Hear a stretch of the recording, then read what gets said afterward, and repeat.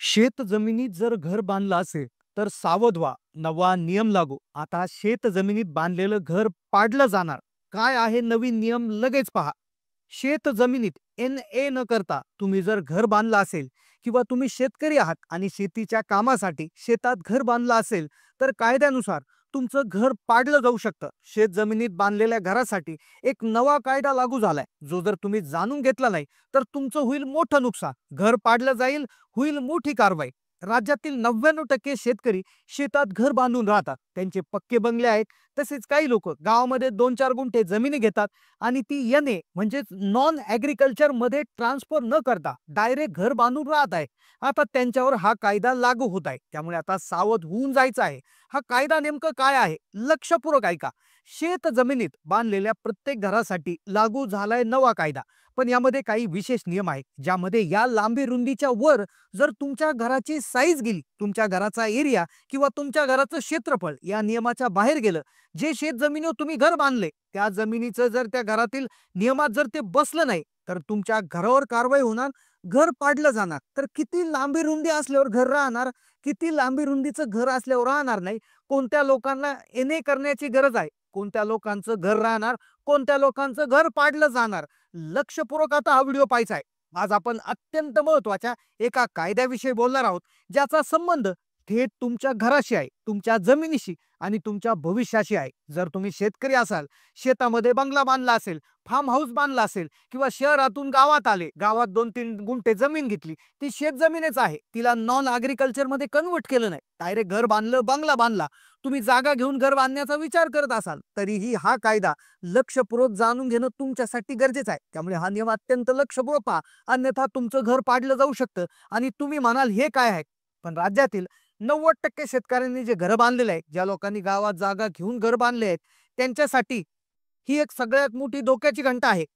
आता नव्या नियमानुसार तुमच्या घराची लांबी आणि रुंदी जर या लांबी रुंदीपेक्षा पुढे जात असेल तर तुमचं घरावर त्या ठिकाणी कारवाईचा आदेश दिला जाऊ शकतो नवीन कायद्यानुसार. आता नेमकं घराचं क्षेत्रफळ किती असायला हवं आणि किती क्षेत्रफळाच्या वरती गेल्यावर तुमच्या घरावर कारवाई होऊ शकते, लवकरात लवकर पाहून घ्या. आपल्यापैकी अनेकांचं घर शेतात आहे, बंगला बांधलेला आहे. विशेषतः जे लोक शहरात राहतात आणि शहरातल्या गोंगाटापासून किंवा गावातल्या गोंगाटापासून दूर जाऊन निसर्गाच्या सानिध्यात शांततेत राहण्याची इच्छा बाळगतात. पण आता हे स्वप्न पूर्ण करताना काही महत्त्वाचे कायदेशीर नियम लक्षात घेणं अत्यंत आवश्यक आहे. शेत जमीन ही मुख्यतः शेतीच्या वापरासाठी असते. तिला सरकारने शेती करायसाठी परवानगी दिली असते. त्यामुळे त्या जमिनीवर थेट कोणतंही घर किंवा व्यावसायिक बांधकाम केल्यास ते बेकायदेशीर ठरतं. पहा, जी जमीन शेत जमीन आहे म्हणजे ॲग्रिकल्चर जमीन आहे, त्या जमिनीवर कोणतेही बांधकाम हे 100% बेकायदेशीर ठरत आहे असा कायदा सांगतो. मग अशा वेळी संबंधित बांधकामावर स्थानिक प्रशासन कारवाई करून ते पाडण्याची शक्यता असते. त्यामुळे शेत जमिनीवर बांधकाम करायचे असल्यास प्रथम त्या जमिनीचे नॉन ॲग्रिकल्चर म्हणजेच NA उपयोगासाठी रूपांतर करणं आवश्यक असतं. ही प्रक्रिया केल्याशिवाय कोणतेही बांधकाम ते मोठा असो छोटा असो ते नियमबाह्य ठरतं. मग आता तुम्ही म्हणाल NA करणे म्हणजे काय? सोप्या भाषेत NA करणे म्हणजे जमिनीचा प्रकार बदलणे. शेतीसाठी असलेली जमीन बिगर शेती कामासाठी वापरायची परवानगी घेणे, त्याला आपण NA म्हणतो.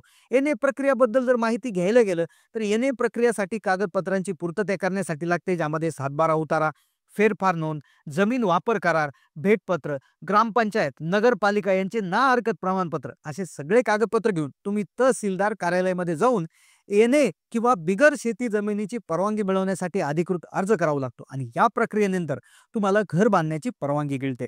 मग नेमकं NA कोणाला करावं लागणार आणि कोणाला नाही करावं लागणार, कोणाचं घर तुटणार आणि कोणाचं घर राहणार, लांबी रुंदीचा काय नियम आहे. आता पहा, अतिशय महत्वाच्या विषयाकडे आपण वळत आहोत. आता जर NA जर करायचं असेल तर पूर्वीची प्रक्रिया खूप किचकट होती, पण ती आता महाराष्ट्र शासनाने खूप सोपी केली आहे. 2023 मध्ये या प्रक्रियेत पारदर्शकता आणि सुलभता आणण्यासाठी building plan management system BPSM त्या ठिकाणी सुरू करण्यात आलं आहे. या ऑनलाईन प्रणालीद्वारे NA प्रमाणपत्र, बांधकामाची परवानगी, विकास परवाने इत्यादी गोष्टी डिजिटल स्वरूपात मिळू लागल्या आहेत. त्यामुळे पूर्वीचे कार्यालय अनेक चक्रा मारावे लागायच्या, आता त्याची गरज अजिबात राहिलेली नाही. आता जर तुम्ही NA प्रक्रिया पूर्ण न करता शेत जमिनीवर घर बांधले तर त्या बांधकामाला कोणताही कायदेशीर आधार राहत नाही. यामुळे संबंधित बांधकामावर कारवाई होऊन ते पाडण्यात येऊ शकतं. शिवाय दंडात्मक कारवाईचा सामना करावा लागू शकतो. त्यामुळे शेतीच्या जमिनीवर घर किंवा बांगला बांधण्याआधी सर्व कायदेशीर प्रक्रिया पूर्ण करणे, शासनाची परवानगी घेणे आणि नियमाप्रमाणेच पुढे जाणं हे सगळ्यात महत्वाचा आणि सुरक्षिततेचं पाऊल असतं. आता तुमच्या मनात एक प्रश्न घोळत असेल की येण्याची प्रक्रिया आवश्यक आहे हे समजलं, पण प्रत्येकालाच येणे करावं लागणार का? सर्व घरांना येणे करण्याची गरज आहे का? की काही वेगळा नियम आहे? सर्वात महत्त्वाचं म्हणजे घराची साईज किंवा लांबी किंवा रुंदी यानुसार ठरतं. आपण सुरुवातीला सांगितलं होतं. मग तो नियम नेमकं काय आहे? किती साईजच्या पुढे गेल्यावर घर पाडलं जाणार? किती कमी साईज असेल तर राहणार? हा नियम नेमकं काय सांगतो? आता या महत्त्वाच्या आणि मुख्य प्रश्नाकडे आपण वळत आहोत. पहा आता तुमचं घर जर तुम्ही बांधलेलं असेल, आता ते पाडणार का राहणार हे कसं कळणार? तर त्या तुमच्या लांबी रुंदीमध्ये याचं उत्तर सामावलेलं आहे. आता पहा सुरुवातीला आम्ही सांगितलं होतं तो नियम खूप महत्त्वाचा आहे. लक्षपूर्वक ऐका.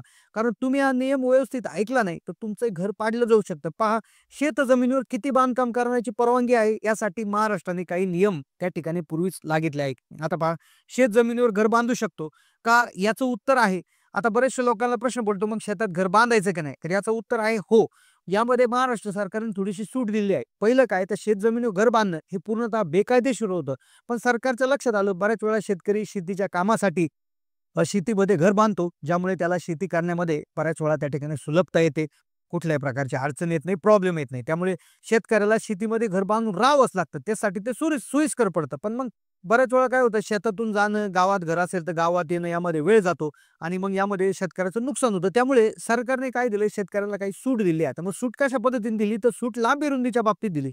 सरकारने लांबी रुंदी फिक्स केली. आता तुमचं जर घर या लांबी रुंदीमध्ये असेल तर तुमचं घराचं बांधकाम तुम्ही या लांबी रुंदीच्या आतमध्ये केलं असेल तर तुमच्यावर कारवाई होणार नाही आणि तुमचं हे आहे घर आहे तर ते कायदेशीर धरले जाईल. आता शेत जमिनीवर पहिला प्रश्न असा आहे की शेत जमिनीवर घर बांधू शकतो का? तर बांधू शकतो जर या अटीमध्ये तुमचं घर बसत असेल तरच. आता पहिली अट आहे आर्थिकदृष्ट्या दुर्बल घटकामध्ये तुम्ही जर मोडत असाल आणि तुम्हाला शेत जमिनीवर घर बांधकाम करण्याची परवानगी मिळेल. दुसरी अट आहे FSI म्हणजे फ्लोअर स्पेस इंडेक्स हा एक मर्यादा 1 पेक्षा जास्त नसावी. यापेक्षा जास्त असेल तर ते घर बेकायदेशीर मानले जाईल. तुम्ही 1 किंवा अधिक शेतीसाठी उपयुक्त जर फार्म हाऊस बांधत असाल आणि जमिनीचे क्षेत्रफळ जर 0.6 हेक्टर असेल म्हणजे साधारणपणे 1-1.5 ते 2.25 एकरच्या आसपास तुमची शेत जमीन असेल आणि तुमच्या बांधकामाचं क्षेत्रफळ म्हणजे तुम्ही जे घर बांधणार आहे भले 1 रूम बांधा, 2 रूम बांधा, 4 रूम बांधा, पण त्याचं जे पूर्ण क्षेत्रफळ आहे ते 150 चौरस मीटर म्हणजे साधारणपणे 1614 स्क्वेअर फूट पेक्षा जर त्याच्या आत असेल तर तुमचं घर हे कायदेशीर आहे. तुम्हाला कुठल्याही प्रकारचा प्रॉब्लेम होणार नाही. आणि जर ज्यावेळेस तुमचं शेतजमीन जास्त असेल तर त्यावेळेस तुम्हाला 400 चौरस मीटरची त्या ठिकाणी जागा दिली जाते म्हणजे एकंदरीत 4300 स्क्वेअर फुटापर्यंत तुम्ही बांधकाम करू शकता. आता या अटी जमिनीच्या याच्यानुसार आहे. म्हणजे तुमचं शेतजमीन जर 1.5-2 एकरच्या आसपास असेल तर तुम्ही जवळपास 1600 स्क्वेअर फुटाचं बांधकाम करू शकता आणि जर तुमची जमीन त्यापेक्षा जास्त असेल तर तुम्ही जवळपास 4300 स्क्वेअर फुटापर्यंत तुमचं बांधकाम करू शकता. ते कायदेशीर आहे. म्हणजे जवळपास 1500 स्क्वेअर फुटापासून 4300 4000 स्क्वेअर फुटापर्यंत तुमचं जर हे असेल तर त्यामध्ये फारसा प्रॉब्लेम त्यामध्ये येणार नाही. आता अन्यथा त्यावर कारवाई होऊ शकते. आता ही जी माहिती आहे ही इंटरनेटहून आम्हाला त्या ठिकाणी मिळालेली आहे. तुम्ही कमर्शियल पर्पजसाठी जर शेतीमध्ये एखादं बांधकाम केलं की ज्यामध्ये तुम्ही कमर्शियली काहीतरी पैसे कमवत असाल तर ते पूर्णतः त्या ठिकाणी बेकायदेशीर ठरतं. त्यामुळे राहण्यासाठी घर असेल तेही या नियमाच्या अंतर्गत बसत असेल तर ते तुम्हाला अलाउड आहे. अन्यथा कारवाई होऊ शकते. व या कायद्यावर तुमचं काय मत आहे नक्की कमेंट करून कळवा. चॅनलला नवीन असाल तर सबस्क्राईब करा.